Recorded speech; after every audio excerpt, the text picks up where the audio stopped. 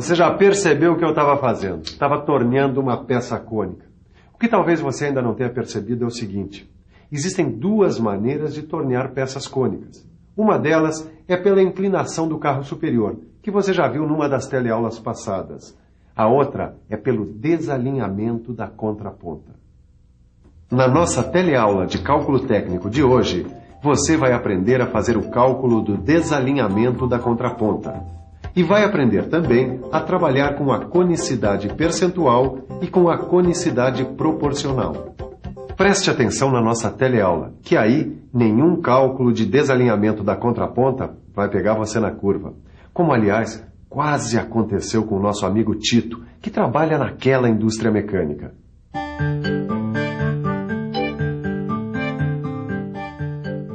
O Tito também tinha que tornear uma peça cônica, mas estava em dúvida sobre a melhor maneira de fazer o serviço naquela peça.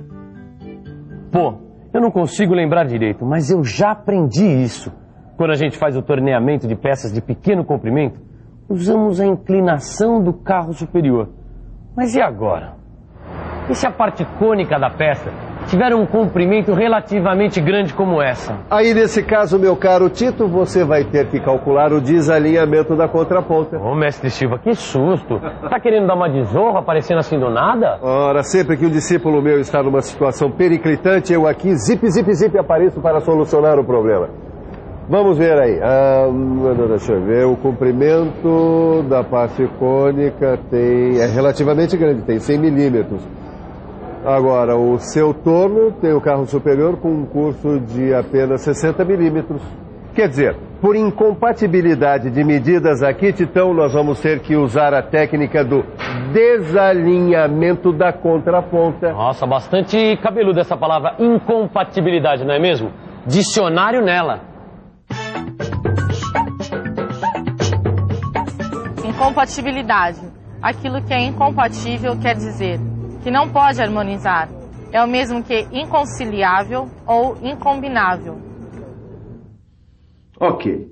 Existe aqui no problema do nosso amigo Tito uma incompatibilidade de medidas. Por causa disso, o Tito vai precisar da técnica do desalinhamento da contraponta. E antes de mais nada, ele precisa descobrir qual a medida desse desalinhamento. Antes de fazer o cálculo, deixa eu explicar direitinho esse negócio de desalinhamento. É o seguinte, quando a contraponta do torno está perfeitamente alinhada, a peça torneada terá a forma de um cilindro. Mas quando a gente precisa tornear uma superfície cônica, o negócio é desalinhar a contraponta. Esse desalinhamento tem uma medida que a gente chama de M.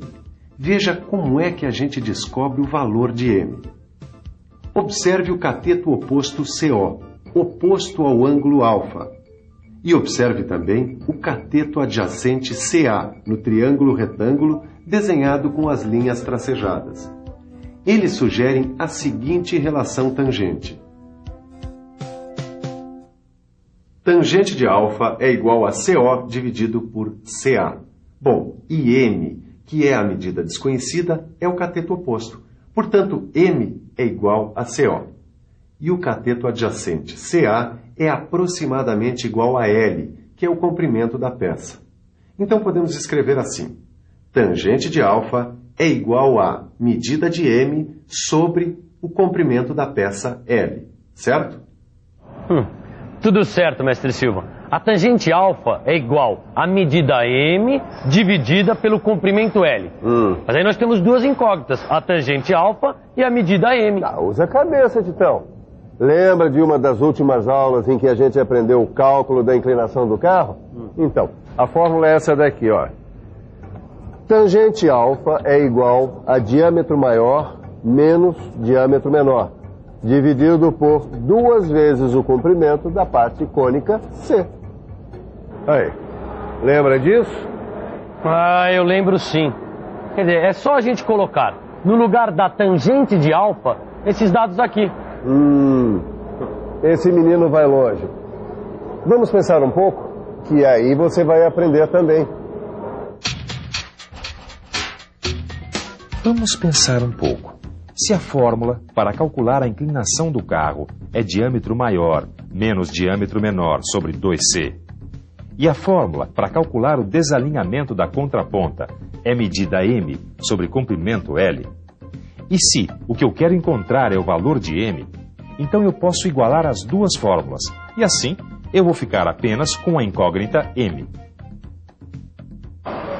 Nós vamos descobrir a incógnita M agora, mestre Silva. Olha aqui. Se M sobre L é igual a D maior menos D menor dividido por 2 vezes C, então, passando L para lá, temos que M é igual a D maior menos D menor vezes L sobre 2 vezes C. Então, Titão, marca aí os dados da questão. Toma nota. O diâmetro maior é 30, o menor é 26. O comprimento da peça é 180. O comprimento da parte cônica é 100. E o M de medida é o que a gente quer descobrir. Agora ficou fácil. Eu mato essa rapidinho. A fórmula da medida a gente já tem. Então, colocando os dados nela, temos que M é igual a 30 menos 26 vezes 180 dividido por 2 vezes 100. Fazendo a conta entre parênteses, isso dá 4 vezes 180 sobre 2 vezes 100, que dá 200. 4 vezes 180 dá 720. 720 dividido por 200 vai dar a nossa resposta, 3,6 milímetros. Esse é o valor da medida. Tá aí a medida, mestre Silva, 3,6 milímetros. Legal, Titão, legal, mas é medida do que mesmo isso aí? Uai, é a medida que eu vou ter que deslocar a contraponta. Esse menino só me dá alegria. Essa mesma alegria você vai sentir daqui a pouco quando fizer os exercícios no seu livro de cálculo técnico. Agora, você vai aprender um outro jeito de calcular o deslocamento da contraponta, através do cálculo da conicidade percentual. Nosso repórter foi até a Escola Senai para ver como é que é esse cálculo na prática. Na prática, o cálculo percentual pode acontecer com qualquer pessoa. Aliás, aconteceu com esse aluno aqui que recebeu essa figura, não foi isso, instrutor? Ah, é verdade. Ele recebeu esse desenho sem o dado do diâmetro menor. No lugar veio a conicidade percentual. E qual é o valor da conicidade percentual dessa peça aqui? É de 5%. Quer dizer, a variação do diâmetro da peça em relação ao comprimento da parte cônica é de 5%. E ainda tem uma outra forma que a gente pode apontar esse dado, não é verdade? É verdade. Nós podemos usar 5% como VD. Quer dizer, variação do diâmetro por milímetro de comprimento. É muito simples. É só você se lembrar que 5% é 5 dividido por 100, que vai dar 0,05. Portanto, o valor de VD aqui é 0,05. Mas uma dúvida ainda paira no ar. Por que a gente fez isso? Quer dizer, por que a gente colocou a coisa em termos de VD, variação de diâmetro? Dá o que pensar, não dá? Eu transformei o valor percentual de 5% em variação de diâmetro, no caso 0,05. Porque para calcular a medida M, basta apenas multiplicar esse valor, 0,05, pelo comprimento da peça. E esse resultado deve ser dividido por 2. Matematicamente a fórmula vai ficar assim. M é igual a VD vezes L dividido por 2. Meu amigo, vamos ver como é que fica essa fórmula nesse desenho aí? Ah, tá legal. Bom, M é a incógnita. VD é igual a 0,05 e L é igual a 150. Vamos ver como é que fica isso na fórmula? Se a fórmula é VD vezes L sobre 2, então temos o valor de VD, que é 0,05 vezes L, que é 150, dividido por 2. Dá 7,5 por 2, que dá a nossa resposta. O deslocamento da contraponta deve ser de 3,75 milímetros, para que a gente obtenha a peça com 5% de conicidade. Você viu como ele achou a conicidade percentual? Mas agora eu quero ver se ele sabe achar uma outra conicidade. A conicidade proporcional. Você sabe? Se sei, mas isso eu vou deixar aqui que o meu instrutor explica. Saiu bem nessa, hein? Bom, você pode obter a conicidade tanto pelo percentual do diâmetro da peça como pela proporção. Mas eu vou mostrar um exemplo. Veja os dados. Repare que aqui você tem a inscrição 1/50. Quer dizer, em vez do diâmetro menor ou do percentual de conicidade, você tem a razão 1/50. Esse dado se refere à conicidade proporcional. Ou seja, ele representa a variação proporcional do diâmetro da peça em relação ao comprimento do cone.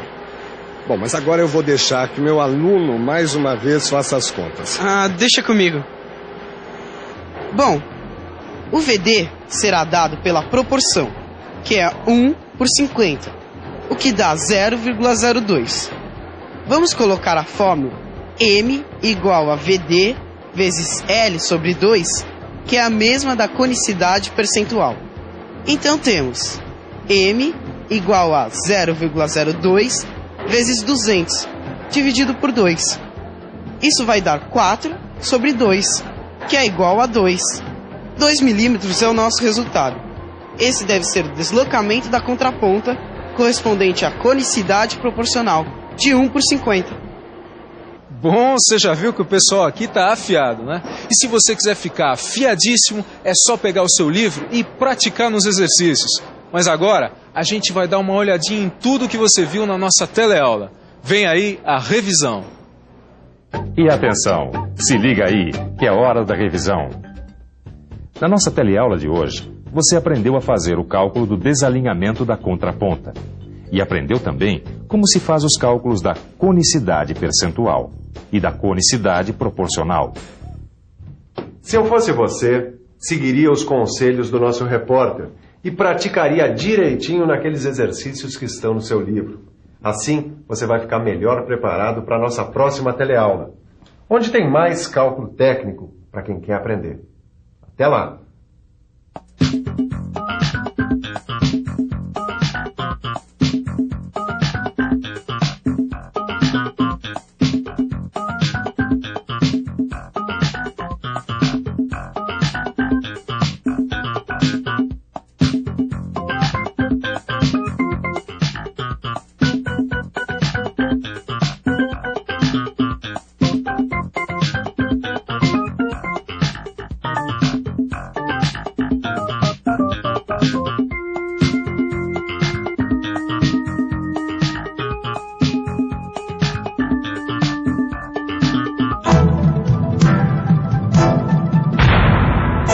Telecurso 2000, um programa de educação do Sistema Fiesp e da Fundação Roberto Marinho.